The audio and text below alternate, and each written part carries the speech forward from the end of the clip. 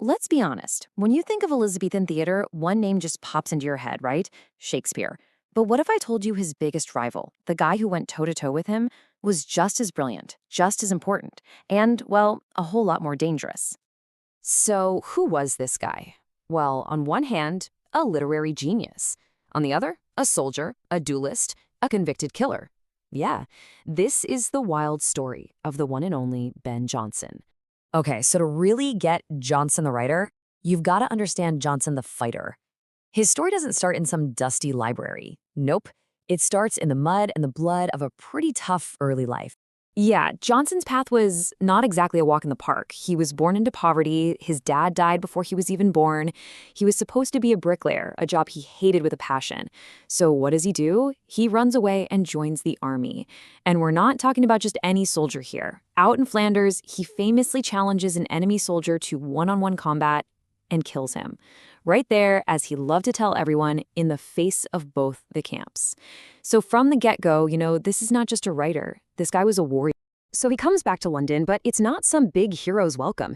He's broke, he's scrambling to survive as an actor, and then 1598 happens, and his life just goes completely off the rails.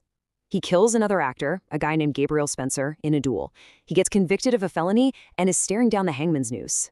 The only thing that saves him is this crazy loophole called the benefit of clergy. Basically, he could read. But he didn't get off scot-free. The price for his life? They branded a T on his thumb. A permanent public reminder that he was a convicted criminal. So picture this. Jonson walks out of prison, a branded man, a total disgrace, but he's got a new play. And where does he take it? I mean, the audacity. He takes it straight to the biggest, best theater company in London, the one that just so happened to employ his greatest rival, William Shakespeare. And this is where things get really interesting. This is where the brawler starts to become a full-blown revolutionary thinker. See, Jonson wasn't just churning out plays like everyone else. No, he was creating a whole new theory of what comedy could be, and it was about to change everything. The year is 1598. The play, Every Man in His Humor.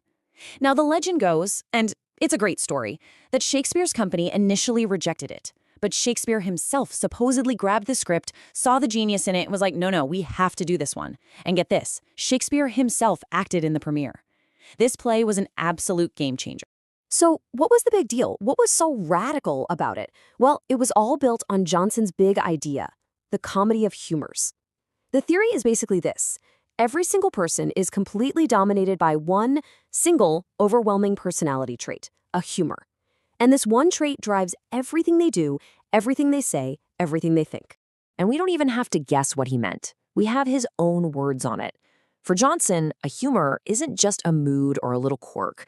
It's this force of nature inside a person, an obsession that pulls every part of them in one single, unstoppable direction. And he was super clear about this. He drew a line in the sand. A humor wasn't just some silly habit, like wearing crazy clothes or putting on a funny accent.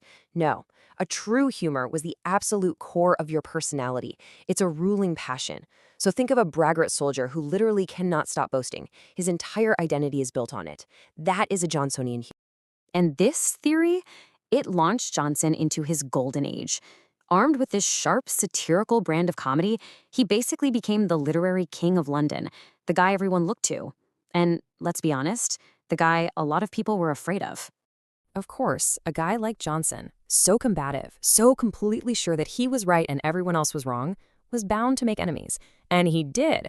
It led to this thing called the poetameia, which literally means war of the poets or war of the theaters.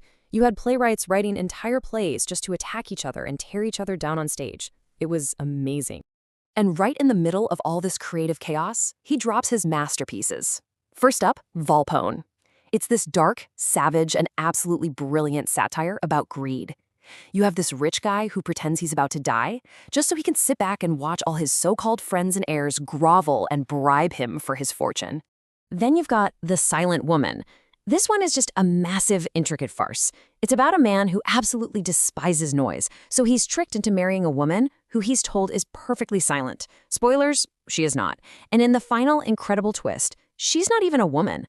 But for pure structural genius, you have to look at The Alchemist. I mean, this play is just Perfect. It's a masterclass in plotting. It's about a team of con artists who take over an empty house and proceed to scam pretty much every greedy, gullible person in London. A lot of people say it's the single greatest comedy ever written in English. It's just that. But Jonson's impact went way beyond just his plays. He really changed the game for what it meant to be a professional writer. For one, he became England's very first official poet laureate. Huge deal. And maybe even bigger, in 1616, he published his own works in this massive, prestigious folio edition. Now, you have to understand, that was something you did for, like, history books or theology, not for plays. He was making a statement. He was saying a playwright is a serious artist, and our work deserves respect. So after all that, the brawling, the brilliance, the trailblazing, how do we remember this guy, this absolute giant of a man? Well, when he died in 1637, they buried him in Westminster Abbey.